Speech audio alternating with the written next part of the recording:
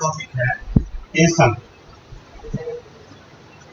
जैसा आप लोग जानते होंगे 1 अप्रैल 2004 को केस लागू new pension scheme.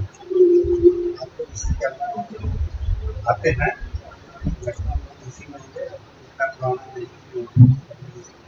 Scheme start हुई है 1 अप्रैल 2004 से पहले जो भी देश सेवा में आए, जो भी इससे पहले आए वो ओल्ड पेंशन स्कीम का करेंगे। आज चर्चा ओल्ड पेंशन स्कीम की होगी। एनपीएस आप लोग पहले पढ़ लिया होगा, जानते भी होंगे।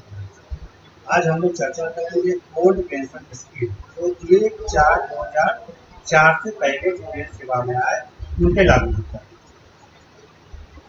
पेंशन को हम तीन पार्ट में समझते हैं। लेखा विभाग की जब कानून विभाग द्वारा सेवा में कर्मचारियों सर्विस विभाग आता है तो उस समय इस प्रकार के काम पहला स्टेज। दूसरा, महीने के लास्ट में जब रिटायरमेंट के क्लेम में तो क्या क्या चेक किया जाता है, सेकेंड स्टेज। तीसरा, उसके बाद जब रिटायर कर जाते हैं तो उनको क्या क्या मिलेगा। आज हम लोग चर्चा करते हैं रिटायरमेंट के बाद। हाँ, एक चीज और समझ लीजिए कि कोई भी रिटायरमेंट जो है तो महीने के लास्ट में होता है। जैसे सितंबर को 30 सितंबर 2020 को कोई भी 60 वर्ष की उम्र उनकी पूरी हो गई हो तो वो रिटायर करेंगे। यानी उनका डेट ऑफ बर्थ 1960 है और सितंबर में जिनका डेट ऑफ बर्थ है वो इस महीने में उनकी सेवानिवृत्ति होगी। क्लियर? एक चीज और समझ लीजिए, 1960 में सितंबर में जिनका डेट ऑफ बर्थ 2 तारीख से लेकर 30 तारीख के बीच में होगा उसकी सेवानिवृत्ति इस महीने के लास्ट में होगी। यानी 1 तारीख को जिनका डेट ऑफ बर्थ होगा 1 सितंबर को उसका रिटायरमेंट 1 महीने पहले होगा। ठीक है। 60 वर्ष की आयु पर सेवानिवृत्ति होती है नॉर्मली, इसको सुपर एनुअल का और कई प्रकार की सेवानिवृत्ति होती है। इसकी चर्चा हम लोग बाद में करेंगे। आज हम लोग जो नॉर्मली रिटायरमेंट होता है 60 वर्ष की आयु पर होती है, इसको सुपर एनुअल करते हैं। आज चर्चा हम लोग इसका करेंगे। तो यदि हाँ ये समझ लीजिए कि सेवानिवृत्ति के बाद इसके अगले महीने से उनको पेंशन में क्या क्या मिलेगा। ठीक है, तो इतना बेसिक होता है। मान लीजिए कि किसी का रिटायरमेंट के समय बेसिक पे 40,000 है तो उसका 50% पेंशन होता है, बेसिक पेंशन का। क्लियर? पेंशन 50% होता है बेसिक पेंशन। उस पर डीआर मिलता है, जैसे इम्प्लाई को डीए मिलता है, डीआरएस अलाउंस, उसी तरह से पेंशनर को डीआरएस रिलीफ मिलता है। परसेंटेज वही है, 17% इम्प्लाई को मिलता है, पेंशनर को भी 17% ही मिलेगा, लेकिन उनको डीआरएस रिलीफ लगता है। ठीक है, क्लियर? और इसके साथ उनको मेडिकल अलाउंस मिलता है 1 ईयर। ये ऑप्शनल है, आप चाहे ले सकते हैं, नहीं चाहे तो नहीं ले सकते। ये रिटायरमेंट के समय फॉर्म आपको देना पड़ता है तो मेडिकल देंगे या नहीं देंगे। इसके फायदे और घाटे भी हम आगे बताते हैं। मेडिकल अलाउंस क्या होगा, बिल्कुल नहीं होगा। और इसके साथ टोटल कॉम्पिटिशन यानी जनरल बहुत चाहती भाषा में उसको बेचना करता है कि हम 40% तक पेंशन को बेच सकते हैं। इसकी कंपनी 15 साल तक होती है। रिटायरमेंट जाकर मासिक शुरू हो जाती है 15 साल के बाद वो लिस्ट हो जाती है। ठीक है। अब जैसे इसको हम एक उदाहरण से समझते हैं। किसी कर्मचारी का अगर 40,000 वेतन है तो उसका इसमें 17% ये मिलेगा और मेडिकल अलाउंस 1,000 रुपया मिलता है। ठीक है, इतना उनको मिलेगा। उसमें से सेक्शन होगा 40% कम्युनिकेशन जो कि 8,000 रुपया होता है। 20,000 का परसेंट आ जाएगा कम्युनिकेशन उनकी पॉलिसी को, यानी उनको नेट फीस 16,400 रुपये। ठीक है। अब इसमें क्या क्या ऑप्शन है? बेसिक पेंशन तो आपका फिक्स है, डीआर जो है वो टाइम टू टाइम बढ़ता है, अप्लाई का बढ़ता है, वैसे पेंशनर का भी बढ़ता है। मेडिकल अलाउंस के बारे में ये ऑप्शनल है। यदि किन्हीं का रिटायरमेंट के बाद वो अपना एड्रेस देते हैं तो वहाँ पे हम करेंगे। अगर उनके आवास से मेडिकल हॉस्पिटल की दूरी 2.5 किलोमीटर के बीच में अगर होगी, हमें दोनों के बीच में डिस्टेंस 2.5 किलोमीटर होगा तो उनको मेडिकल अलाउंस नहीं मिलेगा। क्लियर? 2.5 किलोमीटर के बाद अगर है तो उनको मेडिकल अलाउंस मिलेगा। और यदि वो मेडिकल अलाउंस नहीं लेना चाहते हैं तो वो लिख के देंगे कि मेडिकल अलाउंस नहीं लेंगे। किन परिस्थितियों में लोग मेडिकल अलाउंस नहीं लेते हैं? जाहिर सी बात है, अगर वो मेडिकल अलाउंस नहीं लेंगे तो उनको हॉस्पिटल में 3 डोज ऑन बोर्ड दोनों फैसिलिटी मिलेगी। ठीक है। अगर 1,000 रुपया लेते हैं तो 3 डोज फैसिलिटी मिलेगी, ऑन बोर्ड फैसिलिटी नहीं मिलेगी। इसके बाद कम्यूटेशन भी ऑप्शनल है। अप्लाई चाहे करा सकते हैं, नहीं करा सकते वो अप्लाई करते हैं। अगर कम्यूट कराएंगे के हिसाब से पैसा एक मुश्त करता है, जिसकी चर्चा हम लोग बाद में करेंगे। रिटायरमेंट समय क्या क्या उनको दे होता है उस पर हम लोग बाद में चर्चा करेंगे, क्योंकि अभी हम लोग थर्ड पार्ट में काम चर्चा कर रहे हैं। तो हमने 3 पार्ट का जो बताया कि रिटायरमेंट के दिन यानी 30 सितंबर को रिटायर करना है तो उससे पहले क्या काम होगा, 30 सितंबर को क्या क्या उनको दिया होगा, 30 सितंबर के बाद। अभी हम लोग चर्चा कर रहे हैं 30 सितंबर के बाद। तो ये तो हो गया पेंशन की बात। और फैमिली पेंशन बेसिक का 30% मिलता है। यदि 40,000 की का अगर वेतन हम लोग चर्चा कर रहे हैं तो पेंशन हो गया 20,000 और फैमिली पेंशन होगा उसका 12,000 यानी 30%। पेंशन का 60%, फैमिली पेंशन 30%। क्लियर है? अब अगर हाँ डीआर जो है डीआर स्लिप वो पूरे अमाउंट पर मिलेगा, बेसिक पेंशन पर मिलेगा, यानी कि 20,000 पे डीआर मिलेगा और उसके बाद तब उसमें से माइनस होगा कम्युनिकेशन अमाउंट। यह नहीं कि कम्युनिकेशन अमाउंट माइनस करने के बाद सबका परसेंट मिलेगा, ऐसा नहीं है। बेसिक पेंशन टोटल मैंने कम्युनिकेशन कराने से पहले यानी 20,000 पे ही उनको 17% डीआर मिलेगा। ठीक है।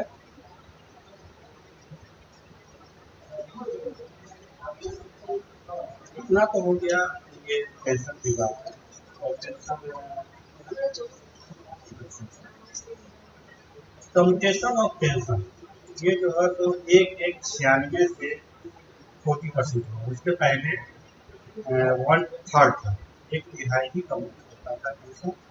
1/96 से 40% कर दिया गया, जो कि 15 साल तक इसकी कटौती होती है। 15 साल के बाद वो रिस्टोर हो जाती है, यानी जो कटौती होती थी वो फिर से जुट जाता है, बेसिक पेंशन में ही जुट जाता है, यानी कि वो 20,000 फिर से 15 साल के बाद उनका बेसिक पेंशन हो जाता है। ठीक है। अब हम लोग चर्चा करते हैं कि रिटायरमेंट के पहले क्या होता है। कार्मिक विभाग की सफाई आती है, ठेका विभाग में उस ज्वाइनिंग के डेट से लेकर रिटायरमेंट तक उनको फाइल का पूरा चेक किया जाता है, कितने दिन ये छुट्टी करते हैं, उनका सर्विस कंटिन्यूटी क्या है और लेंथ ऑफ सर्विस निकाला जाता है, जिसके आधार पर उनको कोई बेनिफिट जो भी है लेंथ ऑफ सर्विस के हिसाब से दिया जाता है। और कोई कमियां हैं कुछ है तो फिर उसके लिए ऑब्जर्वेशन लगा के दिया जाता है कि उनको सुधार किया जाए। सर्विस कंटिन्यूटी नहीं है तो उसके लिए लिखा जाता है, मतलब पूरा ये सब चेक किया जाता है रिटायरमेंट से पहले। रिटायरमेंट के दिन उनको क्या क्या मिलता है इसकी चर्चा हम बाद में करेंगे। उसमें उनको मिलता है डीसीआरजी, कम्युनिकेशन, इसी सब मिलता है। इसका हम लोग बाद में चर्चा करेंगे कि इतना अमाउंट कैसे कैसे इसका कैलकुलेशन होता है। ठीक है। अभी हम लोग चर्चा कर रहे हैं पेंशन का रिटायरमेंट के अगले महीने से को क्या कर मिलेगा, क्लियर हो गया। तो बेसिक पेंशन का 50% पेंशन मिलता है, 30% फैमिली पेंशन मिलता है। उस पर उनको मेडिकल अलाउंस मिलता है जो ऑप्शनल है। कम्युनिकेशन अमाउंट जो बेचते हैं 40%, जिसकी रिकवरी होती है, जिसकी रिकवरी 15 साल तक होती है, ये भी ऑप्शनल है। इम्प्लाई चाहे तो इसकी ये कमेंट करा सकते हैं अथवा नहीं भी करा सकते हैं। अगर कमेंट नहीं कराएंगे तो जैसा उदाहरण हम लोग ने दिया था 20,000 का लिखा है तो उनको 30,000 प्लस डीआर मिलेगा और मेडिकल अलाउंस मिलेगा। अगर वो कमेंट करा लेते हैं तो 8,000 रुपया पर मंथ उनकी रिकवरी होगी, 15 साल तक प्रत्येक महीने देगा। सेवन पीसी में बेसिक पेंशन की चर्चा चल रही थी तो हम लोगों ने उदाहरण बताया है कि 40% किया है उसका बेसिक 20,000 होगी। तो हम एक उदाहरण सेवन पीसी में मिनिमम पेंशन का प्रावधान 9,000 किया हुआ है, इससे कम किसी को पेंशन नहीं मिलेगी। यानी बेसिक पेंशन सेवन पीसी में 9,000 है, इससे कम किसी को नहीं मिलेगी। बेसिक पेंशन यानी पेंशन भी और फैमिली पेंशन भी दोनों की चर्चा कर सकते हैं। ये 9,000 से कम नहीं होगा, जो कि 6 पीसी में 35 होगा। 6 पीसी में मिनिमम पेंशन बेसिक पेंशन की बात कर रहे हैं जो 35 था, 7 पीसी में 9,000 रुपया होगा। उस पर जो भी दिया है जो टाइम टू टाइम बढ़ता है वो मिलेगा और मेडिकल और मेडिकल मिलेगा, इससे ही अलाउंस मिलता है।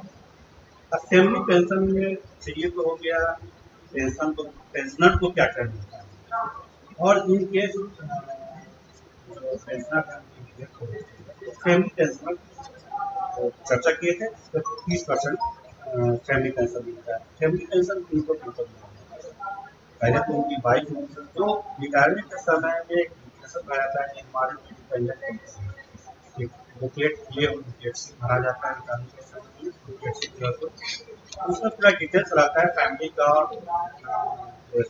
जो भी डिटेल्स है वो सब भरा रहता है।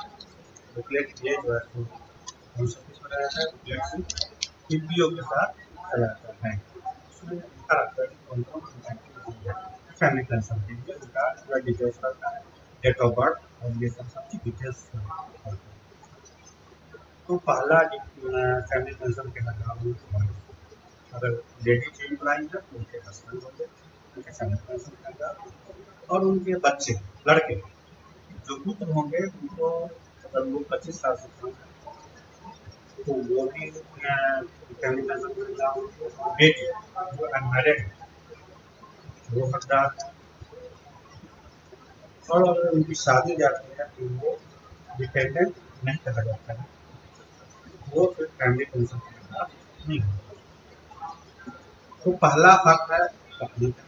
अगर इन केस पत्नी अगर एक्सपायर कर जाती है और बच्चे अगर छोटे हैं 25 साल से, लड़का पुत्र अगर 25 साल से कम है तो 25 साल की उम्र तक ही मिलेगा, 25 साल के बाद उनका स्टॉप होगा।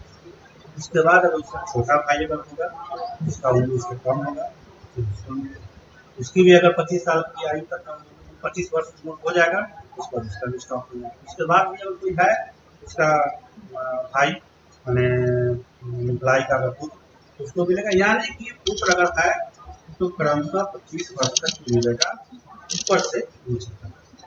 वो है तो पूरा हो गया तो दूसरा को मिलेगा। अगर लड़की है पुत्री है तो उसको जब तक शादी नहीं होती है तब तक उनको इसमें कई कंडीशन, शादी भी है प्लानिंग भी है, बहुत सारे इसमें और कंडीशन है इसकी चर्चा में मोटा मोटी अभी यही है। और कोई पुत्री शादी हो जाती है उसके बाद अगर वो बीवी हो जाती है तभी जो डिपेंडेंट होता है जो पास रूल है उसमें डिपेंडेंट का जो भी परिभाषा है उससे भारतीय पेंशन का भी अस्तित्व का देखा जाता है किस तरह से। अगर क्वीन है तो जो उसमें बड़ा होगा उसको उसके बाद तक वो उसका अगर 25 साल पूरा हो जाता है लड़का है तो फिर उसके बाद हम क्वीन में से पहले को काफी कर यहाँ पर क्लियर हो गया। पहले अपनी या एम्प्लॉय फैमिली पेंशन का क्या होंगे दूसरा लड़के हैं अगर लड़का पुत्र है तो उसका 25 साल तक मिलेगा we have to another plan लड़के के साथ भी वही है 25 साल से पहले अगर ये प्लान हो जाता है, कहीं जॉब अगर हो जाती है तो उनका टेंशन नहीं है। बहुत सारे कंडीशन है और मोटा-मोटी यही सब कंडीशन है। और मैं आपको क्वेश्चन पूछना चाहूँ तो क्या? हाँ पूछिए।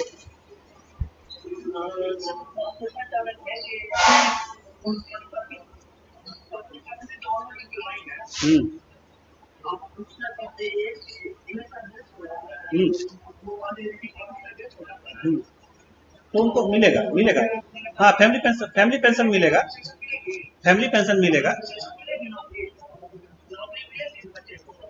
ये नौकरी वाली बात तो फिर दूसरा ये कंडीशन हो जाता है, ये पेंशन का अथी नहीं है, वो तो कंपनसेट ग्राउंड, कंपनसेट मतलब ये हो जाता है कि मर्सी ग्राउंड ही उसको कहते हैं, वो फिर दूसरा चैप्टर हो जाता है, ठीक है ना। ये पेंशन से इसका कोई मतलब नहीं है, ये फिर दूसरा चैप्टर हो जाता है। इसमें फिर बाद में चर्चा करेंगे, क्योंकि अभी जो क्लास चल रहा है ये पेंशन संबंधित है, फिर ये टॉपिक से अलग हट के फिर चर्चा करना अभी ठीक नहीं होगा, ठीक है ना। इसमें फिर बाद में चर्चा किया जाएगा, ठीक है। आगे बढ़े। हाँ सर। हेलो हाँ सर आगे बढ़े। तो ये तो हो गई पेंशन और फैमिली पेंशन की बात। रिटायरमेंट अभी हम लोग चर्चा करते हैं सुपर एनुएशन, जो 60 साल की आयु पर करते हैं उस पर चर्चा कर रहे हैं। रिटायरमेंट कई प्रकार से और होते हैं, जैसे डेथ इन सर्विस है, कोई अगर सर्विस में डेथ कर जाता है, और कोई VRS ले लेता है, चाहे इनवैलिड पेंशन, इस सब पे चर्चा हम लोग दूसरे जो 60 वर्ष की आयु पर रिटायर करते हैं नॉर्मली, उस पर चर्चा कर रहे हैं। यदि कोई आदमी 30 सितंबर को रिटायर कर रहे हैं, अभी हम लोग यही एग्जाम्पल लेके चल रहे हैं, 30 सितंबर को रिटायर कर गए, तो उसके बाद किसी एम्प्लॉय का देश सेवक, उसमें अधिकारी कर्मचारी जो भी देश सेवक हम उसका वर्ड यूज कर रहे हैं, अगर एम्प्लॉय अगर एक्सपायर कर जाते हैं रिटायरमेंट के बाद, सुपर एनुएशन के बाद, तो उनके फैमिली को, जो भी फैमिली है, वाइफ हो, चाहे अगर लेडी एम्प्लॉय है तो हस्बैंड, या जो भी डिपेंडेंट अगर नहीं है तो उनका बाद उनका जो भी डिपेंडेंट है या जो भी है, उनको इनहांस फैमिली पेंशन 60 वर्ष तक मिलेगा, ठीक है। इनहांस फैमिली पेंशन का मतलब हुआ 50% जो बेसिक का मिल रहा था पेंशन, ये का जो बेसिक 50% मिल रहा था पेंशन, उसको इतना ही अमाउंट फैमिली पेंशनर को भी 7 वर्ष तक मिल रहा है।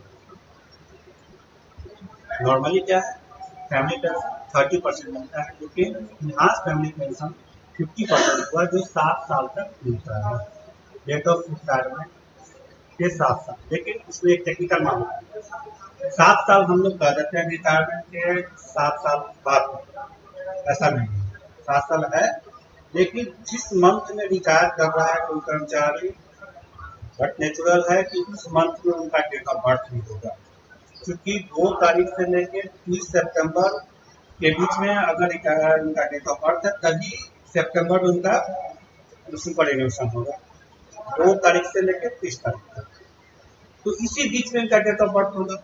मान लीजिए कि किसी का डेट ऑफ बर्थ 10 सितंबर 1960 है, तो वो 10 सितंबर उनका डेट ऑफ बर्थ हुआ, रिटायर कर रहे हैं 30 सितंबर को, उनका यहाँ फैमिली पेंशन होगा 10 सितंबर 2007 तक, 11 से 10 सितंबर 2007 तक 7 साल की पेंशन मिलता है, यानी एम्प्लॉय का डेट ऑफ बर्थ के से 7 साल लिया जाता है, डेट ऑफ रिटायरमेंट से नहीं।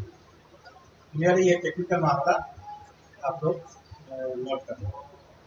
इनहांस फैमिली पेंशन जो 50% मिलता है, वो एम्प्लॉय के डेट ऑफ बर्थ से 7 साल आगे तक मिलता है, ठीक है। और डेथ केस में अगर कोई एम्प्लॉय सर्विस पीरियड में अगर डेथ कर जाता है, तो ऐसे केस में इनहांस फैमिली पेंशन 10 साल होता है, इसमें भी वही कंडीशन लागू होगा, date of birth, date of retirement से, डेट ऑफ डेथ से 10 साल आगे तक उनको इनहांस फैमिली पेंशन मिलेगी। ठीक है, इनहांस फैमिली पेंशन समझ गए, ये 7 साल या 10 साल तक मिलता है, जो पूरा पे का 50% पेंशन इम्प्लाई को मिलता था, उतना ही अमाउंट 7 साल तक फैमिली पेंशन के रूप में फैमिली को मिलेगा। ठीक है, इसके बाद फिर ये नॉर्मल फैमिली पेंशन हो जाएगा जो 30% मिलेगा। अगर इस बीच में कोई एक्सपायर कर जाते हैं तब, अगर 7 साल के बाद कोई एम्प्लॉय एक्सपायर करते हैं तब तो उनका 30% ही उनका अपना ओरिजिनल के सामने फैमिली पेंशन वही मिलेगा। ठीक है, इसके बीच में अगर ग्रेजुएटी तो 7 साल तक, मैंने ग्रेजुएटी की डेट से नहीं, डेट ऑफ बर्थ के से 7 साल तक। ठीक है, फैमिली पेंशन कोई प्रॉब्लम नहीं होना चाहिए, उनको कोई प्रॉब्लम हो अभी तक तो बताएं, जो अभी तक कोई जो बात आपको डाउट हो तो ये तो फिर आगे बढ़े। उनको कोई डाउट है, क्योंकि ये सब टेक्निकल मामला आप लोग नोट करते चलें, और कोई अभी तक डाउट हो तो इसको अभी बोले तो बोल दें। कोई क्वेश्चन है अगर आप लोग के पास तो पूछ सकते हैं सर से।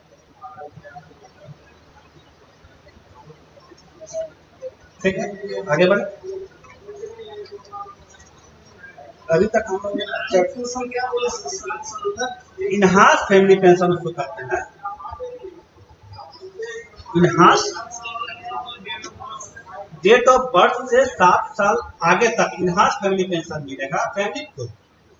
अगर वो डेट ऑफ रिटायरमेंट के बाद कोई अगर एक्सपायर कर जाते हैं,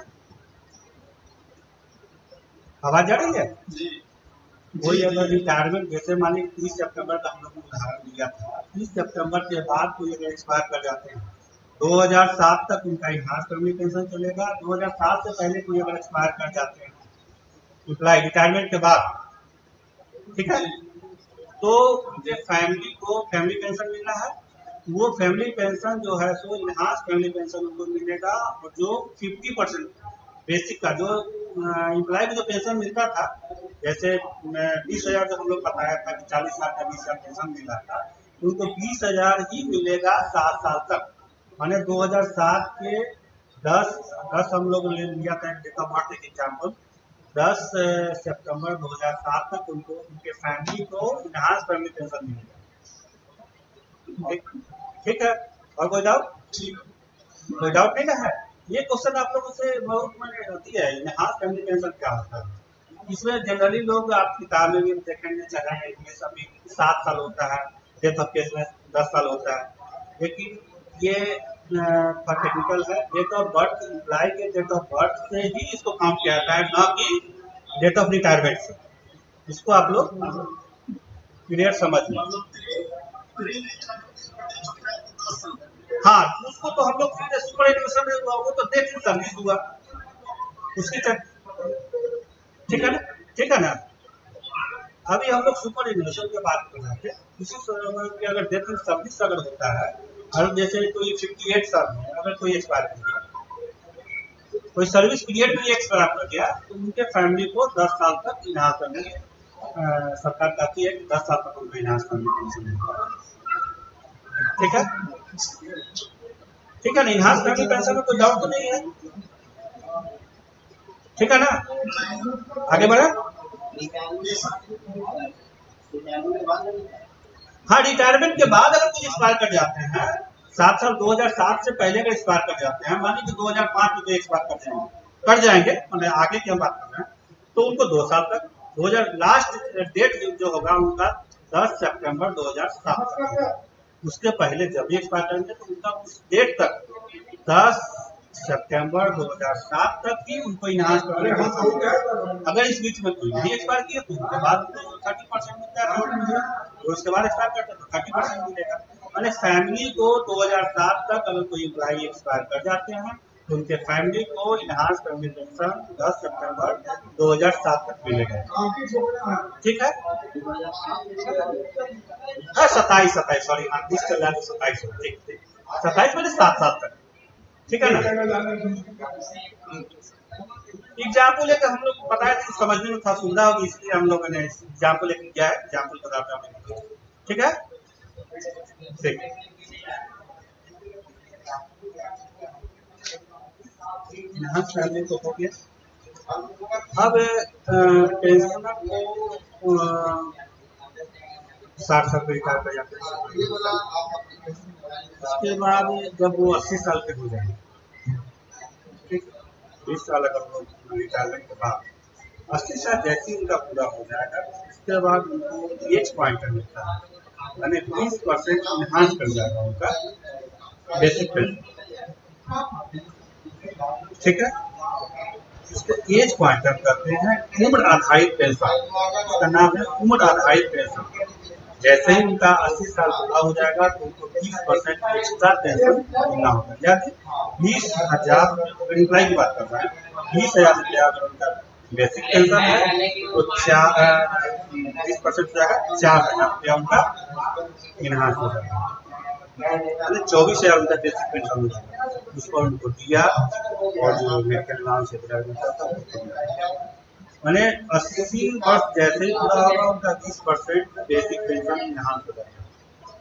और इसका स्लैब है 80 साल से लेकर 85 साल के नीचे तक, 85 जब पूरा हो जाएगा तो उनका 30% हो जाएगा, यानी 80 से लेके लेस देन 85 ईयर्स 20% मिलेगा उनको एज पॉइंट पर उम्र आधारित पेंशन।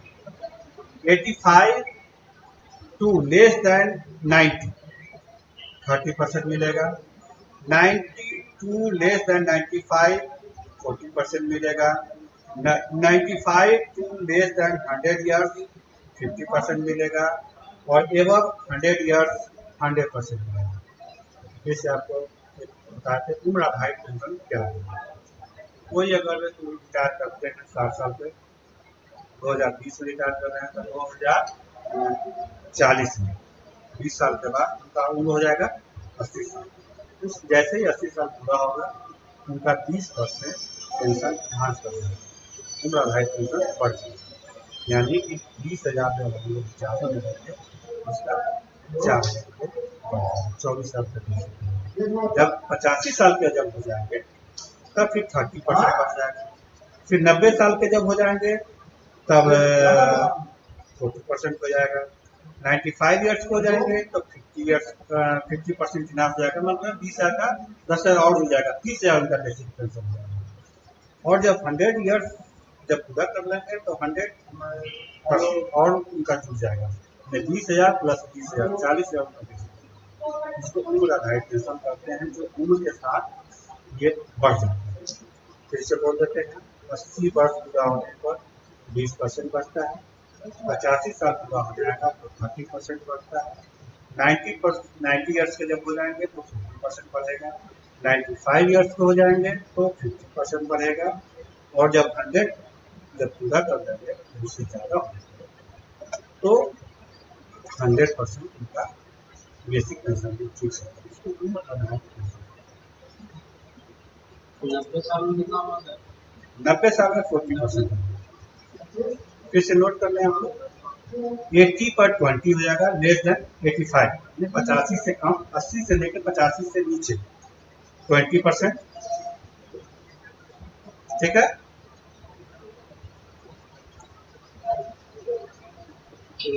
80 जैसे ही पूरा होगा उनको 20% हो जाएगा, 85 जब पूरा होगा तो 30% होगा, 90 जैसे वो कंप्लीट कर लेंगे वैसे 40% हो जाएगा, 95 कर लेंगे तो 50% हो जाएगा, 100 ईयर्स के जब हो जाएंगे तो वो 100% बेसिक जुड़ जाएगा, ठीक है। नोट करिए आप लोग,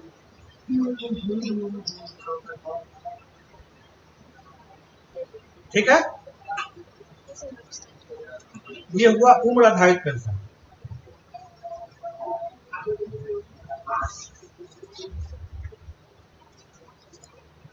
ठीक है।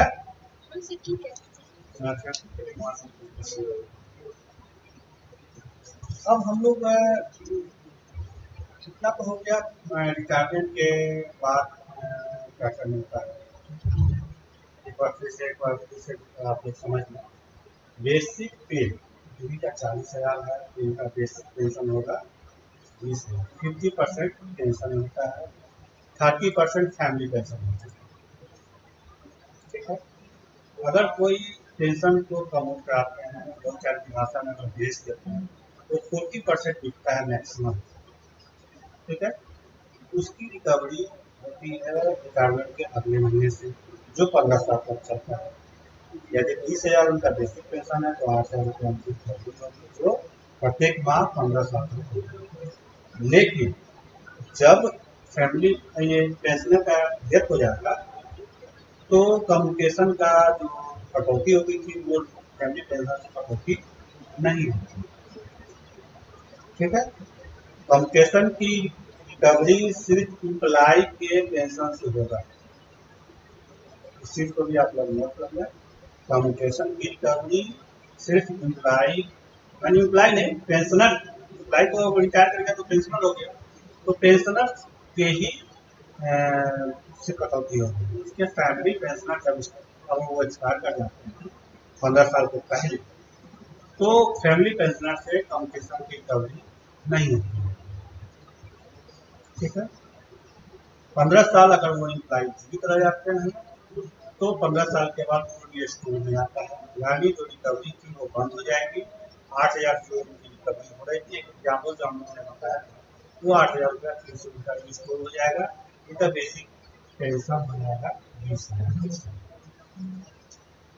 डीआर जो है पूरे बेसिक पेंशन पे मिलता है, यानी कि हम लोग उदाहरण लिया था 30,000, डीआरएस वो पूरे पर मिलेगा, 20,000 पे ही मिलेगा। मैंने ही कम्युनिकेशन कराया हूँ तब भी डीआरएस के लिए 20,000 पे ही पूरे अमाउंट पे मिलता है। ठीक है, और उसके बाद कम्युनिकेशन भी बेसिक पेंशन डीआर मतलब डीआरएस जो लोग इम्प्लाई को डीआरएस अलाउंस मिलता है उनको पेंशनर को वो डीआरएस रिलीफ आ जाता है। डीआरएस रिलीफ, ठीक है, ये टेक्निकल मामला है, ये सब नोट करना है।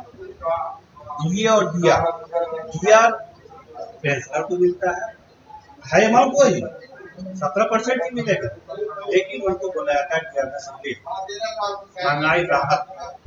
हम लोग को कितना मिलता है महंगाई भत्ता, इम्प्लाई को, और पेंशनर को डीआरएस रिलीफ। ठीक है, जो कि वही परसेंट होता है जो इम्प्लाई को मिलता है। 17% अभी चल रहा है वर्तमान में, जो अभी तो रिलीज कर दिया गया, 17% ही चल रहा है। पेंशनर को भी 17% 20,000 प्लस 17% डीआर, उसमें से फिर कम्युनिकेशन कराया गया तो 8,000 रुपया कम्युनिकेशन। यानी हम बार बार ये कहना चाह रहे हैं कि डीआरएस रिलीफ जो है वो पूरे बेसिक पेंशन पे मिलेगा। हमने आगे बढ़ गया, फिर से आप टेक्निकल मामला सब आप लोग माने के लिए आप लोग देख एक चीज और आप लोग को बताए थे कि जिनका एक एग्जाम्पल हम लोग लिए हैं 30 सितंबर 2020 को रिटायर करेंगे, वो 60 साल की सेवा पूरा होने का करेंगे, उनको सुपर एनुएशन करेंगे। जो जनरली को रिटायरमेंट होगा उसको सुपर एनुएशन करते हैं, यानी कि 1960 में जिनका डेट ऑफ बर्थ होगा सितंबर 1960 में जिनका डेट ऑफ बर्थ होगा उनका रिटायरमेंट 30 सितंबर 2020 को होगा। लेकिन इसमें एक टेक्निकल मामला आप लोग को बताया थे, जिनका डेट ऑफ बर्थ 2 सितंबर से लेकर 30 सितंबर 1960 होगा उनका सिर्फ रिटायरमेंट सितंबर होगा। यदि किन्हीं का डेट ऑफ बर्थ 1 सितंबर 1960 है, उनका रिटायरमेंट 1 महीना पहले हो जाएगा, यानी अगस्त में। ये सब छोटी छोटी बात टेक्निकल बात बोलते चला गया, नहीं जिनका रिटायरमेंट 1 सितंबर 1960 को होगा उनका रिटायरमेंट 1 महीना पहले हो जाता है। ठीक है, यानी अगस्त, पिछले महीने अगस्त में उनका हो गया। इस महीने उन्हीं का रिटायरमेंट होगा जिनका 2 सितंबर से लेकर 30 सितंबर 1960 के बीच में उनका डेट ऑफ बर्थ है। ठीक है, ये भी एक टेक्निकल मामला है। अभी हम लोग चल रहे थे, ये तो हो गया रिटायरमेंट सुपर एनुएशन की बात कर रहे थे। दूसरे और तरह का रिटायरमेंट जो होता है, डीआरएस हुआ, उसके बाद सब का चर्चा बाद में करेंगे। अभी हम लोग सिर्फ सुपर एनुएशन की बात कर रहे हैं, जो 60 साल की उम्र पर रिटायर करते हैं उनकी बात कर रहे हैं। तो पेंशन बेसिक का 50% मिलता है, यानी 40,000 का बेसिक पेंशन पे है इस महीने में, तो उनको 20,000 बेसिक पेंशन मिलेगा, यानी 50% पेंशन मिलता है। ठीक है। और उनका फैमिली पेंशन जो आज के डेट में जो रिटायर कर रहे हैं 40,000 तक बेसिक है, आज का जो कंडीशन है उसी पे सारा पेंशन का 10% आज उनका अगर 40,000 रुपया अगर वेतन है, पेंशन तो बता दिए 20,000 होगा, फैमिली पेंशन कितना होगा 12,000 होगा, यानी 30% फैमिली पेंशन होगा। ठीक है। Pension 50%, family pension 30%। ठीक है। अब इस पर क्या क्या मिलता है, डीआर आपको बता दिए, डीआर में सैलरी मिलता है जो कि टाइम टू टाइम बढ़ता है, जो इम्प्लाई को मिलता है वही पेंशन को मिलता है, वही 17%। तो 30% किसका मिलता है, तो 80% तो 30% नहीं नहीं, अभी अभी हम फैमिली पेंशन की बात कर रहे हैं। जैसे किसी का अगर 40,000 रुपया वेतन है अभी रिटायरमेंट के समय में, वेतन इम्प्लाई का वेतन हम बात कर रहे हैं, 40,000 किसी का अगर बेसिक पे है, पे की बात कर रहे हैं, तो उनका 50% उसका पेंशन हो गया, मतलब 20,000 उसका पेंशन हो गया, और उसके फैमिली का फैमिली पेंशन हो गया बेसिक, वो हो गया 12,000, यानी 30%। ठीक है ना, यानी 50% पेंशन हुआ, 30% फैमिली पेंशन हो गया। ठीक है, कोई डाउट नहीं। हाँ 40,000 का हम तो इसीलिए तो एग्जाम्पल आप लोगों को बताए हैं कि 40,000, देखिए इस कंफ्यूजन इसलिए हम एग्जाम्पल इसीलिए दिए हैं कि आपको कंफ्यूजन नहीं हो।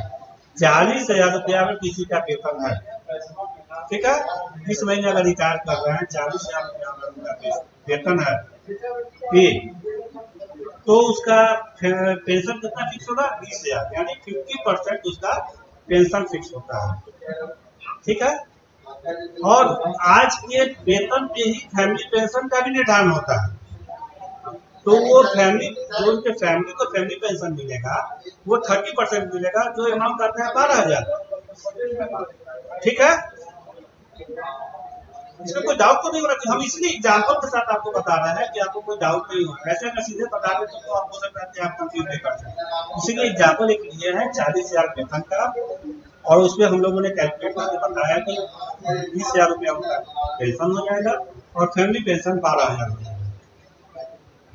ठीक है ना। अच्छा, इस पे डीआर हम आपको बोल रहे हैं कि जो 17% मिलेगा, यानी जो इम्प्लाई रिटायर करेंगे 30 सितंबर को, उनके अगले महीने से उनको जो पेंशन मिलना है वो 20,000 प्लस 17% डीआर, डीआर डीए नहीं, डीआरएस रिलीफ, महंगाई राहत उसको कहते हैं। ये हम आप अभी चर्चा किए थे कि डीआर और डीए में क्या अंतर है। डीए मिलता है इम्प्लाई को, डीआरएस अलाउंस उसको कहते हैं, और जो पेंशनर को मिलता है उसको डीआरएस रिलीफ मिलता है। ठीक है ना, उसको डीए हम लोग नहीं कहेंगे किसी भी परिस्थिति में, उसको डीआर कहेंगे, डीआरएस रिलीफ उनको मिलता है। देखिए सब छोटी छोटी बात को हम बहुत क्लियर करके आपको समझा रहे हैं कि ये टेक्निकल है, ये सब चीजें आप ध्यान रखें। ठीक है। पेंशन का पे कमीशन जब आता है तो उसका रिवीजन होता है, ये दूसरा चीज है, ये बाद में हम चर्चा करेंगे। अभी हम लोग अभी जो तत्काल अभी चल रहा है, अभी सितंबर का जो कहानी अभी चल रहा है, इसलिए हमने एक एग्जाम्पल लिया था कि इस महीने में जो विचार करेंगे उस पर क्या होगा। ठीक है ना, अभी तो 3-4 क्लास है तो उसको फिर आगे बढ़ेंगे अभी। ठीक है ना, अभी स्टेप बाय स्टेप आगे बढ़ेंगे। ठीक है ना।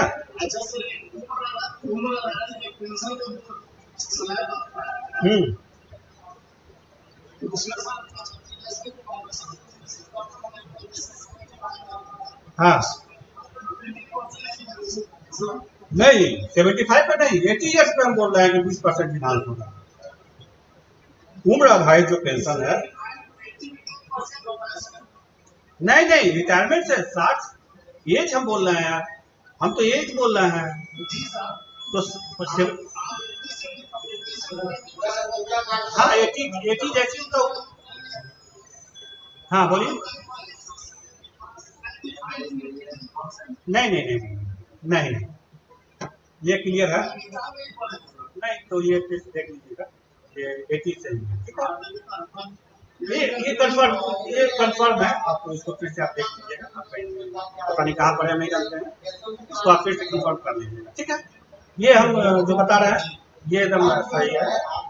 80 वर्ष उम्र होने पर ही उनको उम्र आधारित पेंशन शुरू हो जाएगी, ठीक है। हाँ 80 से शुरू होगा, 20% उनको, जैसे ही उनका 80 साल उम्र हो जाएगा उनको 20% मिल जाएगा।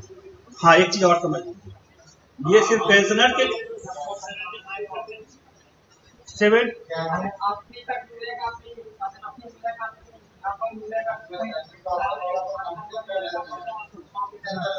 ठीक है, ठीक नोट किए हैं, ठीक है। हाँ तो 75 बोल रहा है तो 60 साल में क्या करता है, 15 साल तक वो आप कम्पटीशन की बात कर रहे होंगे, कम्पटीशन 15 साल तक ही कटता है जो रिस्टोर हो जाता है। आप संभवतः हो सकता है कि उसकी चर्चा कहीं पढ़ लीजिए हो, पता नहीं क्या पढ़े हैं बात करें, वो 15 साल के बाद वो रिस्टोर हो जाता है। अब हो सकता है कहीं उसमें आप कंफ्यूज कर रहे हो, उम्र आधारित पेंशन 80 के बाद ही शुरू होता है, ठीक है।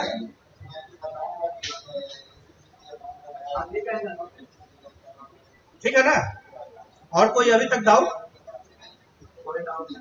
ठीक है, तो कम्यूटेशन और मेडिकल अलाउंस दोनों ऑप्शनल है।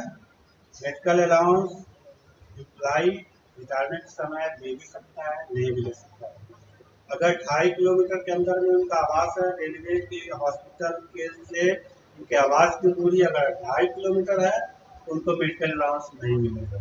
1000 रुपया जो मेडिकल अलाउंस पेंशन को मिलता है वो नहीं मिलेगा अगर 2.5 किलोमीटर के अंदर। तो 2.5 किलोमीटर से आज ज़्यादा है तब वो ऑप्शन दे सकते हैं कि हम मेडिकल अलाउंस लेंगे या नहीं लेंगे।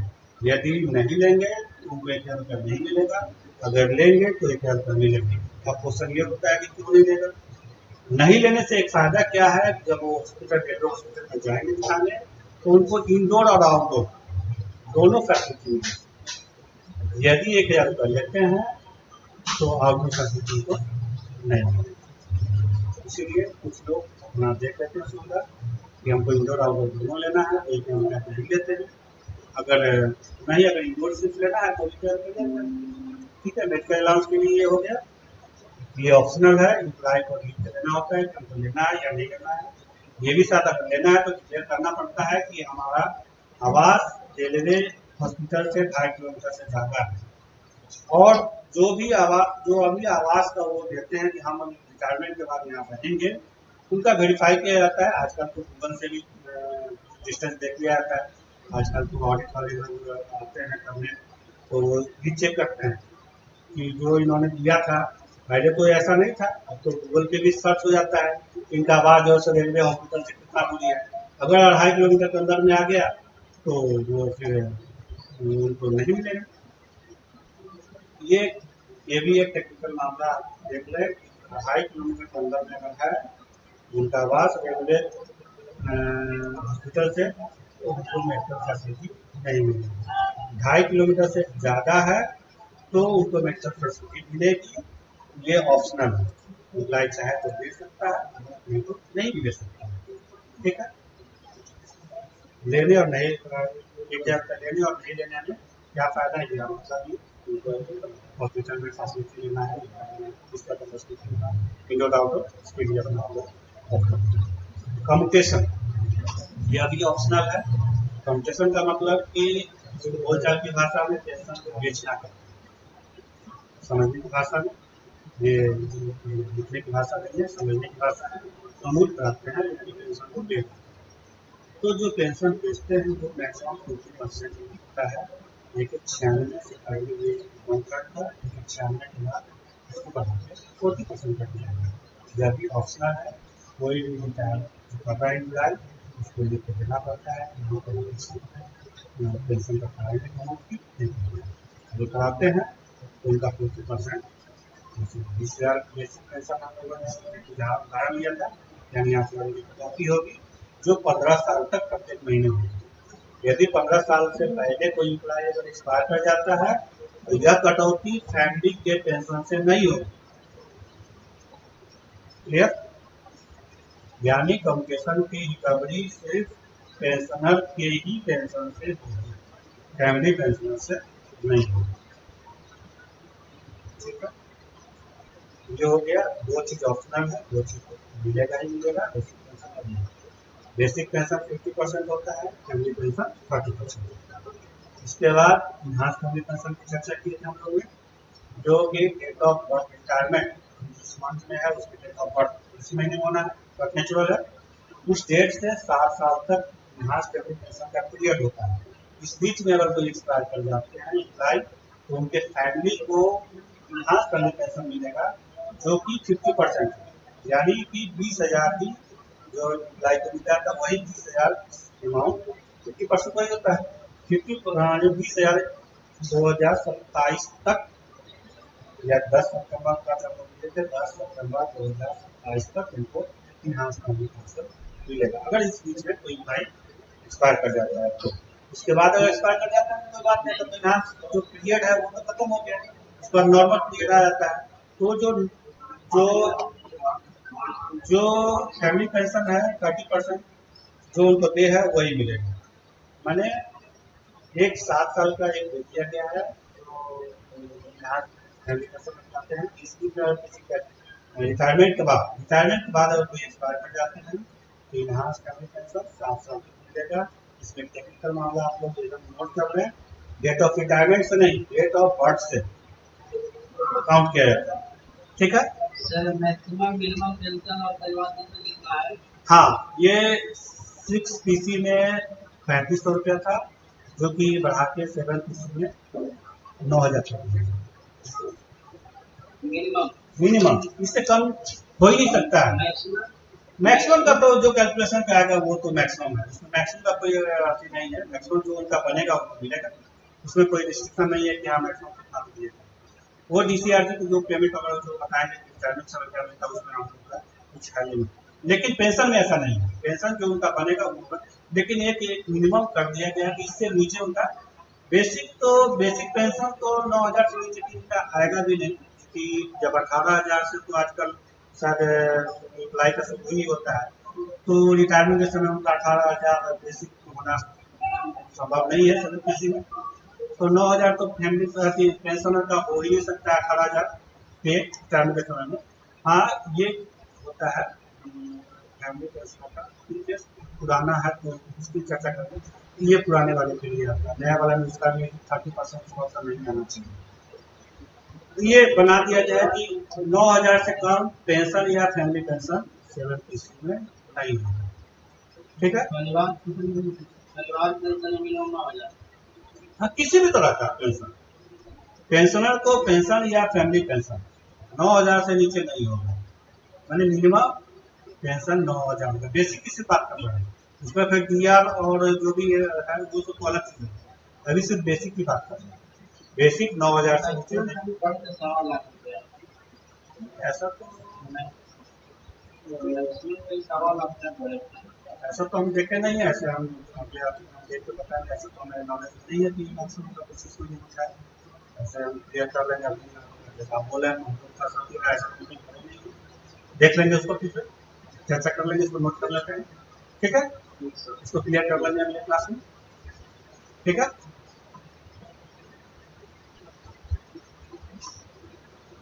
और कुछ आगे बढ़े?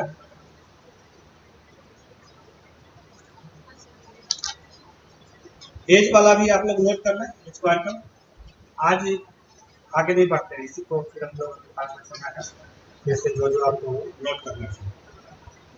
ये उम्र आधारित पेंशन जब इम्प्लाई 80 वर्ष का हो जाएगा, इम्प्लाई की बात नहीं है, अगर इम्प्लाई एक्सपायर कर जाता है कोई फैमिली वाइफ ये अगर 80 साल की हो जाएगी तो उनको भी उम्र आधारित पेंशन मिलेगा। ठीक है ना, इसमें सिर्फ इम्प्लाई की बात नहीं है, फैमिली पेंशनर का भी उम्र अगर वो आ जाता है उम्र आधारित पेंशन तो उनको भी वही लाभ मिलेगा। यदि कोई अगर जेंट्स अगर इम्प्लाई हैं एक्सपायर कर गया, उनकी पत्नी को अगर फैमिली पेंशन मिल रहा है, अगर वो 80 साल की हो जाएंगी उनको भी 20% इन्हांस उम्र आधारित पेंशन मिलेगा। ठीक है ना। उम्र आधारित पेंशन पेंशनर और फैमिली पेंशनर दोनों को मिलता है। ठीक है ना। इसका स्लैब आप चाहें तो फिर से आप नोट किया तो मिला दे सकते हैं। 80 से 85 के बीच, यानी 85 से कम, 80 से 85 के बीच 20%, 85 से 90 के बीच में 30%, 90 से 95 के बीच में 40%, और 95 से लेकर 100 साल के नीचे तक 50%, और 100 साल से ऊपर जब जाएंगे तो उनको 100% और बेसिक पेंशन मिलेगा। यानी कि 20,000 का चल रहा है तो उदाहरण, तो 80 साल हो जाएगा तो उनको 4,000, 85 हो जाएगा तो 20% हो जाएगा, 6,000 बढ़ जाएगा।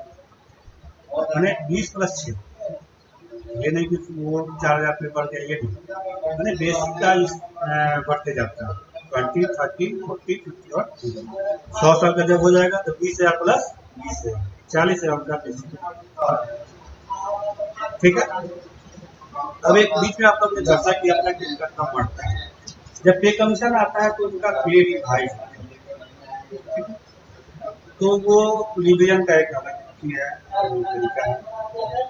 10 साल तक पे कमीशन आता है, जैसे इम्प्लाई का वेतन बढ़ता है उसका सिर्फ पेंशनर का भी बढ़ता है, उसका एक अलग फॉर्मूला है, उसका एक अलग टेबल है। आज के जो जब पे कमीशन आएगा तो उतना बेसिक कितना हो उसका टेबल आता है। ऐसे नॉर्मली 6 पीसी से 7 पीसी में आने के लिए 2.86, ये सब अभी नोट नहीं कीजिए, आपको एग्जामिनेशन के पर्पज से सब जरूरत नहीं है। ठीक है ना।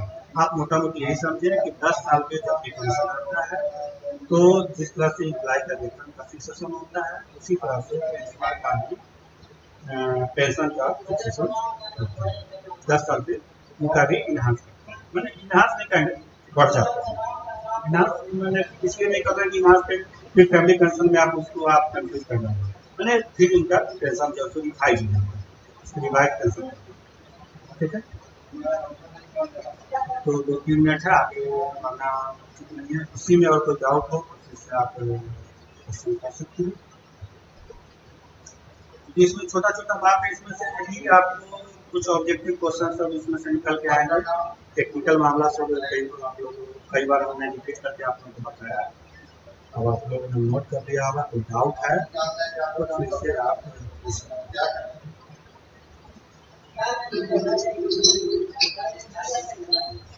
हाँ।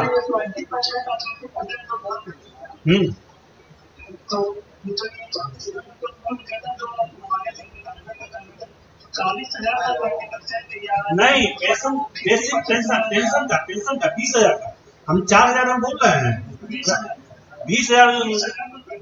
हाँ पेंशन पे, हाँ पेंशन का हम देखिए, अभी एग्जाम्पल हम इसीलिए ले रहे हैं कि आपको कोई कंफ्यूजन नहीं हो। 20,000 का 4,000 बोल रहे हैं, 20% कितना होगा, 20,000 का 20% 4,000, इसलिए हम ये एग्जाम्पल लेके चले हैं कि आपको कोई कंफ्यूजन नहीं हो। अमाउंट भी आप देख के आप समझ सकते हैं कि किसका हो सकता है। ठीक है। और कोई डाउट, और कोई डाउट है? ठीक है ना। अभी तक नहीं, आज रखते हैं, ज्यादा हो जाएगा तो फिर अगले क्लास में फिर दिक्कत हो जाएगी। इतना यही आप लोग नोट कर लिए हो, इतना तो आप लोग समझ लें। ठीक है ना। फिर दूसरे क्लास में फिर जैसे आगे बढ़ेंगे, सुपरएनुएशन की बात चल रही थी, सुपरएनुएशन को भी पता है, फिर जैसे सर्विस का क्या होगा, BRS में क्या होता है, ये सब क्लास में चर्चा करेंगे। और डेट ऑफ रिटायरमेंट के समय में क्या मिलता है इस पर चर्चा हम बाद में करेंगे। ठीक है ना। ठीक है। ठीक, आज के लिए इतना ही रखिए। Thank you. Thank you all. और हम लोग नेक्स्ट सेशन 3 बजे स्टार्ट करेंगे, आप लोग समय पर आ जाइए।